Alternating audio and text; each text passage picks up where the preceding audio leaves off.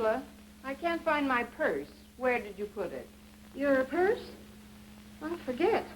I set some things aside, though, before I started dusting, Connie. I'm sure you won't have any trouble finding it.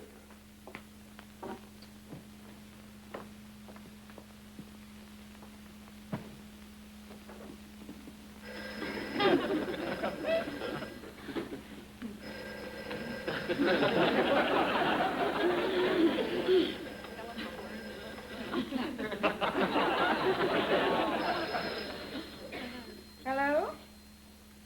Oh, yes, Benny. I'd be happy to drive you to school. Come on over here, dear. Fine. That was Benny Romero, the little boy next door. I promised to drive him to school this morning. I can't find my... Angela, where did you put my car keys? Your car keys? Oh, yes. I just happened to find them in the sugar bowl. That was sweet of you. Look, dear, I think I'll call Mrs. Davis again and ask her to reconsider moving in here with us. Oh, I wish she would. Living alone has affected Margaret's mind, I'm afraid. She forgets what she's saying right in the middle of a sentence. Last night, for instance, she was telling me about her sunken gardens, Connie, and I love sunken gardens because... Well, I'll get your breakfast, dear. Thanks. You know, for sisters, Margaret and I are so unlike each other. She's terribly absent-minded lately, poor thing.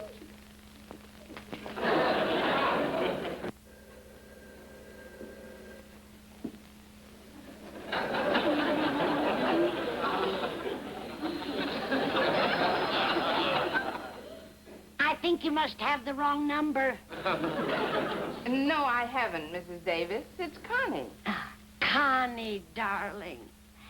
I thought it must be the wrong number because so few people call me nowadays.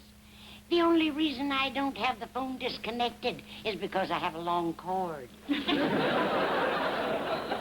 Oh, well, because you have a long cord? When it rains, I can hang my laundry on it. You've lived with me long enough to know I always do that. Yes, I know. Last Christmas, as a matter of fact, I had to talk to Mr. Boynton through a wet pajama sleeve. We had fun in those days, didn't we, dear? You and I were so close then. Almost like mother and daughter. That's right. Oh, I don't know. Sometimes I still think of you as my mother.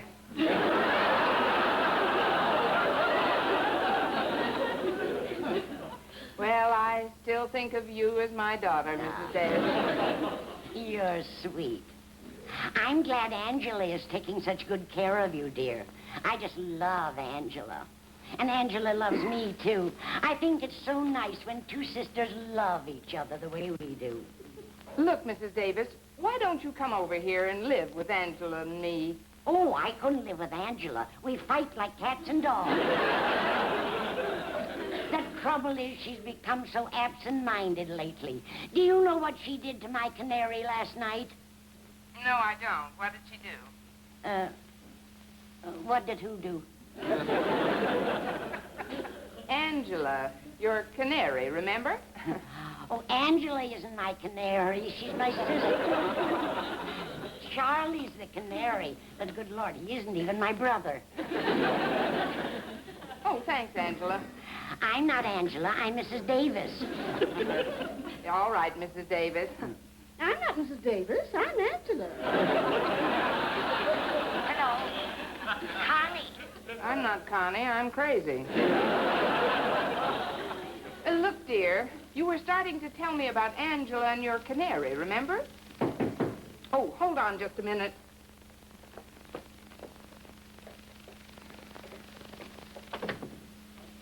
Good morning, Miss Brooks. Hello, Benny. Sit down over there, dear, and make yourself at home. Oh, thank you. Ready? Good morning, Angela. Hello, Mrs. Davis. Well, I think I'd better eat my breakfast now, dear, and get to school.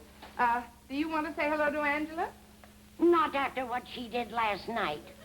She absent-mindedly fed my canary some of her yeast pills. And all morning he's been singing shortening bread. Thank you, and goodbye, Nelson Eddy. You're very good, dear. Oh, I'm glad. Do you mind if I cut in? Not at all. It's co-educational. Oh, Frankly, I'm sick of Margaret and her foolish pride, Connie. Every time I ask her to come and live with us, she becomes indignant as if I were offering charity. well, evidently she doesn't mind living alone, Angela. She seems quite happy, in fact. But she isn't, Miss Brooks. Ever since you moved away from her, she has been a poor, broken-hearted old woman. I found that out from my friend Pablo. Pablo? He's a delivery boy at the grocery store she goes to. And he told me what happened when he last delivered an order to her home. He saw Mrs. Davis through the window. She was holding a picture of you, very close to her, Miss Brooks. And she was crying. Crying? Oh, my dear. Oh, now, don't worry, Angela. Just give me a little time, and I'll figure a way to get Mrs. Davis here to live with us. But don't mention a word to her until we get the guest room fixed up.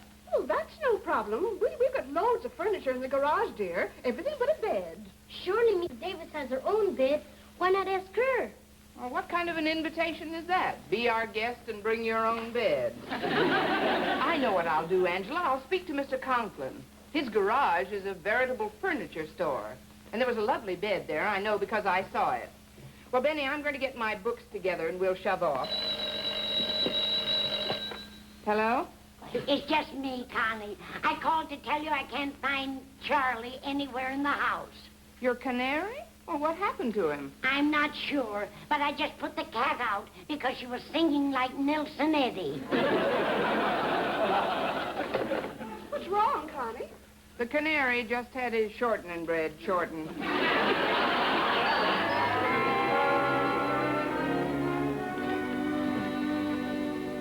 Excuse me, Mr. Conklin, but you have a bed in your garage. May I have it? The bed, Miss Brooks? Don't you sleep well enough on the desk in your classroom? No, it isn't for me, sir. If I may explain. Connect me with the desk clerk, please. Very well. I'll wait. I'm having my house repainted over the weekend. The wife and child are staying with relatives. I have to sleep in some crummy hotel. It's enough to... Desk clerk? Sir, I am supporting my sick grandfather. And as a regular contributor to the Red Cross, I was wondering what your rates are for war veterans. $5 a day? That's the thanks I get for defending my country? Telling you we're in for 5 years. 5 years I served. I don't care if you were at Okinawa and Guadalcanal. Tell him you were in charge of a PX here in the States. I was in charge of a soft drink machine here in the...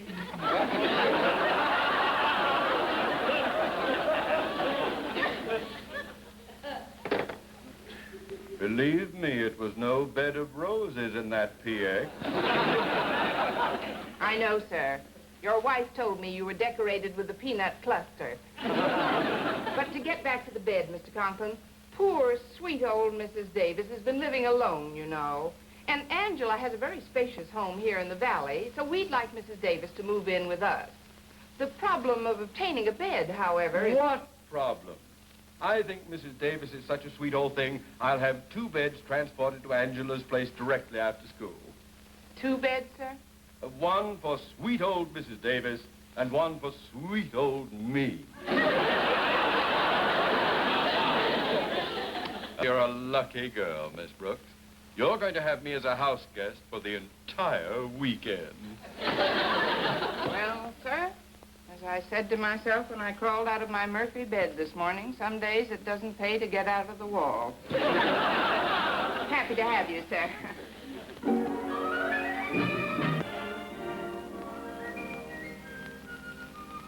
It's no use. I just can't seem to concentrate without a cigarette. Well, nobody's looking. Have one.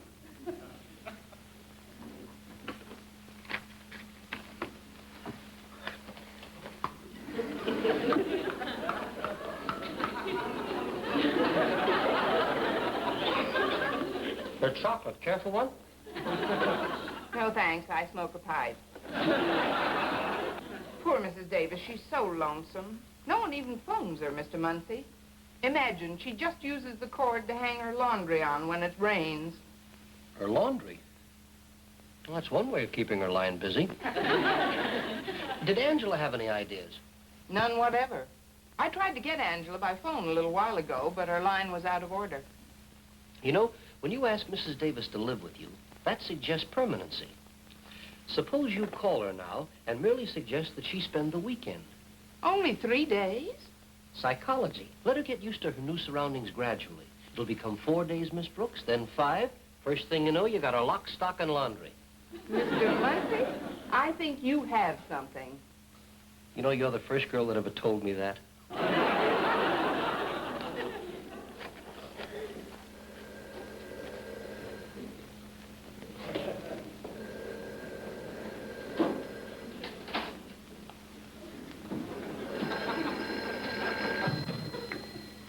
I think you must have the wrong number.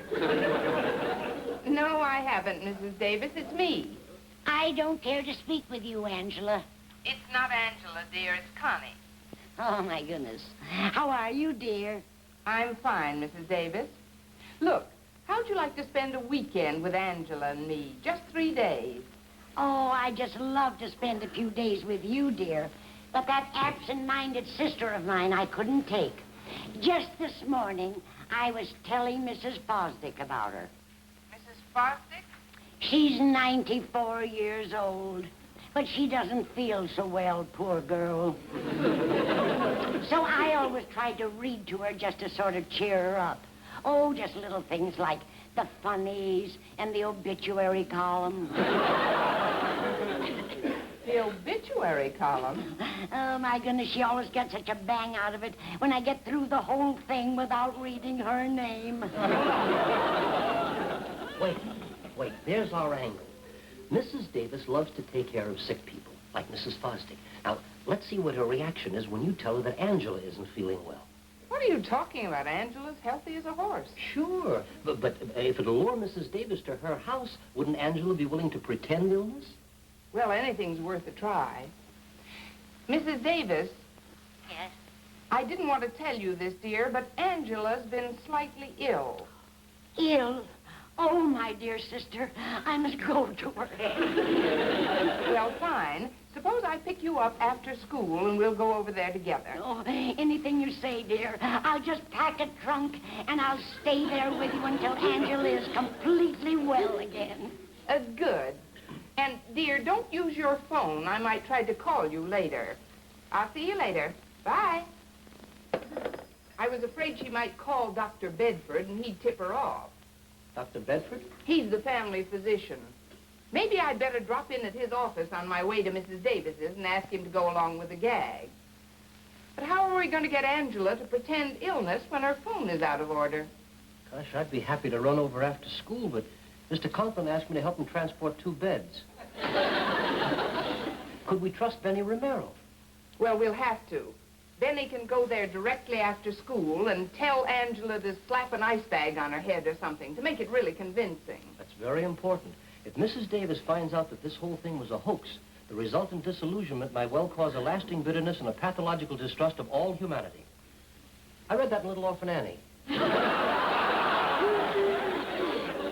Well, bless you, Daddy Warbuck.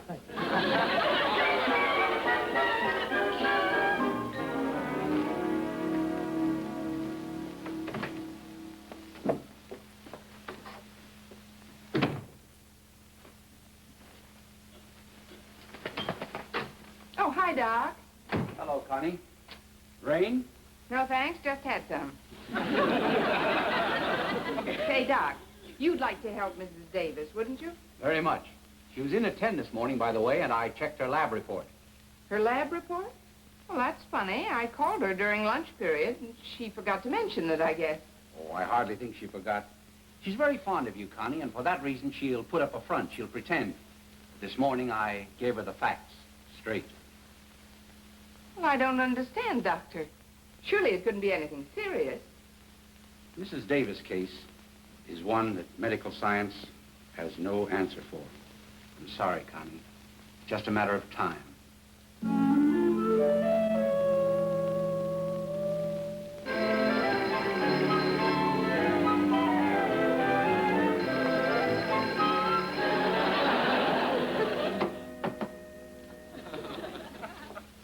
think you must have the wrong number.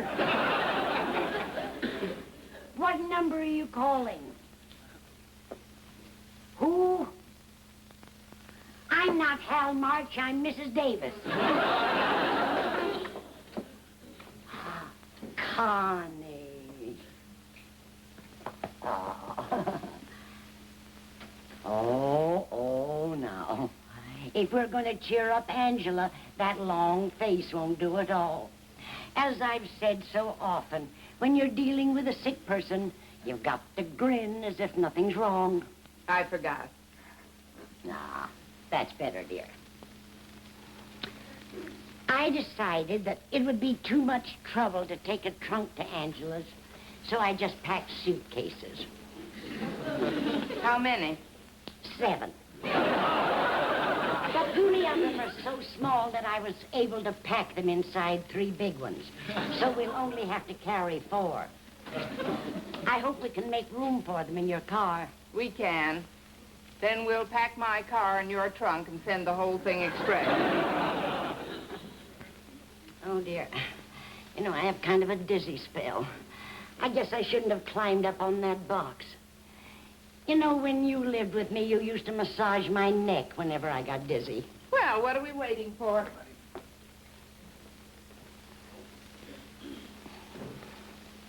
Oh, my, that feels just like the good old days. Your hands are so soft and smooth. That's because I rarely dip them into harsh detergents. Such as money. I feel sorry for Angela. I guess when people really become ill, you begin to realize how much they mean to you. Yes, you do, Mrs. Davis. And I feel sorry for Mrs. Fosdick. And Mr. Fosdick, too. He's 95 years old. But lately, he hasn't been feeling so good. Mostly on account of he had an auto accident last week. Oh, that's too bad. But then accidents will happen to anybody. Well, if I should have an auto accident or anything, at least I won't have to worry about Angela. She's pretty well off. That's why I didn't include her in the paper I've written. What paper? Oh, it's just the usual paper that one writes when one is contemplating the possibility of being in an auto accident or something. Now, this is just some legal stuff up here at the top. But down here I say, I bequeath all my worldly possessions to Connie Brooks, whom I love as if she were my own mother. Still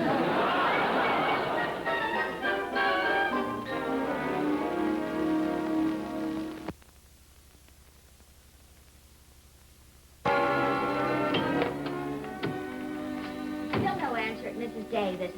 Is that her lab report, Doctor? Yes, it is. Keep calling her every 5 minutes. How did it happen, Miss Dooley? How did it happen that Mrs. Davis brought me Mrs. Fosdick's lab report instead of her own? Well, Mrs. Fosdick's was in the open folder on my desk. And since I was busy rushing down to X-ray, I told Mrs. Davis that hers was on top of the filing cabinet. But, well, you know how absent-minded she is, Doctor. Holy cow. On the basis of this report, Mrs. Davis will outlive Methuselah.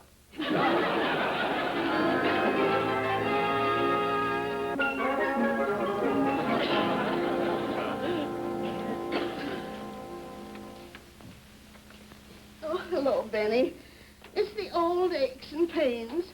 I strained myself carrying furniture from the garage up to the guest room. Oh, I had a message for you, Angela. Oh? But you look so sick already. Who needs it? You should not be alone. Oh, what can I do? Oh! Ever since they repaired my phone, I've been calling my sister Margaret, but no answer. After you fetch me a hot water bottle, you might try and reach her and tell her how sick I am. Okay. Oh. Angela, baby. Oh, Margaret, my love, I'm all aches and pains. Well, I can see Benny Romero's been here, Angela. Where is he? In the kitchen? But how do did you know Benny dropped in on me? A dirty bird told me. Oh, for heaven's sakes, Angela, why don't you get up and let Mrs. Davis lie down there? What? Oh, no, now. She was only fooling. Now, listen. I'm going to stay on here and nurse you back to health. It's a beautiful house, baby, and you have lovely grounds. Oh, but they're not as lovely as yours. You have a sunken garden. And I love sunken gardens. Oh, if only once more I could see a sunken garden before I go to the great beyond. She's in terrible shape. It's her great beyond. She almost busted out of her corset this morning. Don't you want to lie down there, Mrs. Davis? Oh, mercy, no. I'll just hang my coat back here, if I may. All right now, Sarah Bernhardt, you've had it. Up on your feet. Up. Oh, what are you doing to the poor girl? It's all right, Mrs. Davis. I'm just trying to make her walk. That's the best therapy for these kind of cases. Oh, Connie, please. Shut up, baby, shut up. If walking's good for you, walking is what you're going to get. Come on now. Come on. Right this way. On here now. Angela certainly obeyed instructions, Benny, but I think she's carrying it too far. What instructions? When I got here, she was already sick like that from carrying furniture. You mean that's for real? Oh, no. Go get some hot water, gallons of it. All right, back on the love seat, baby. There you are. Mrs. Davis, you sit down there. Both of you look kind of flushed to me. I think I'd better take your temperature. Well, I better get another thermometer. Oh, no, don't get up, Angela.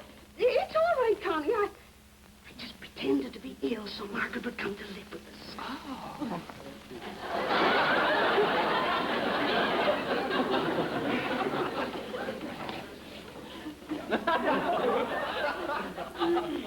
Am I in the right hospital? Yes, sir, you're wanted in surgery. Upstairs, I mean, in the den. It's the first door to the left across the hall. First door. Right up there.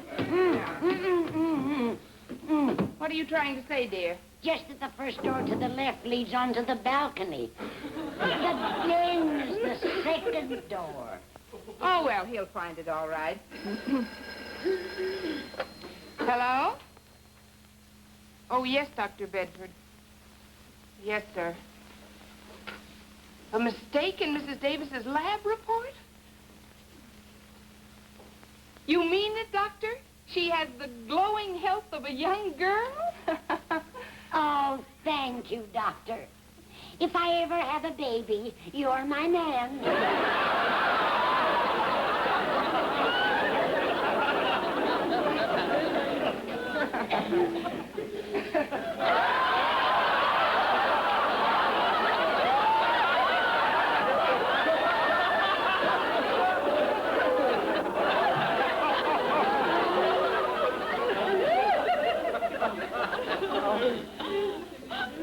You did say the first door.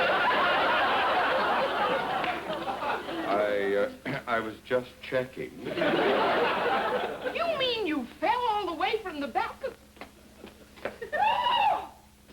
Angela, dear, look out your front window. Why, Connie? At last you have what you've always wanted, a sunken garden. Isn't that funny? Angela's always wanted a sunken garden.